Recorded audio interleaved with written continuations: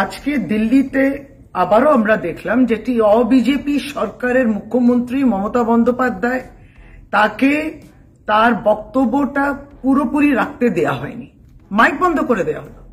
দিদি প্রতিবাদ করে বেরিয়ে এলেন। দিদি কি বলতে গিয়েছিলেন? বাংলার প্রত্যাশা, বাংলার যে ন্যায্য দাবি, বাংলাকে যে টাকা দেয়া হচ্ছে না, 100 দিনের প্রকল্প বলুন, আবাস যোজনা বলুন, গরিবের প্রকল্প, সোশ্যাল ওয়েলফেয়ারের প্রকল্পগুলোকে টাকা দিচ্ছে না কেন্দ্রীয় সরকার। বাজেটও কোনো দিশা দেখায়নি।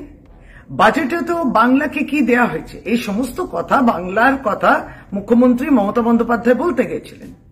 ভালো লাগেনি কেন্দ্রীয় সরকার এবং যারা নীতি আয়োগের সদস্যরা রয়েছেন, মাইক বন্ধ করে দেয়া হলো। অত্যন্ত দুর্ভাগ্যজনক, কারণ কোঅপারেটিভ ফেডারেলিজম যেটা বলে, নীতি আয়োগও সেটা নাকি সমন্বয় রাখে বিভিন্ন রাজ্যের মধ্যে, বিভিন্নভাবে সমস্ত রাজ্যকে রাজনৈতিক চশমা দিয়ে নয়, উন্নয়নের চশমা দিয়ে দেখার কথা নীতি আয়োগে।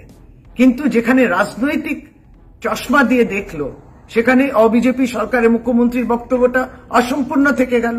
মমতা বন্দ্যোপাধ্যায় প্রতিবাদ জানিয়ে বেরিয়ে এলেন। আমরা বলি এটা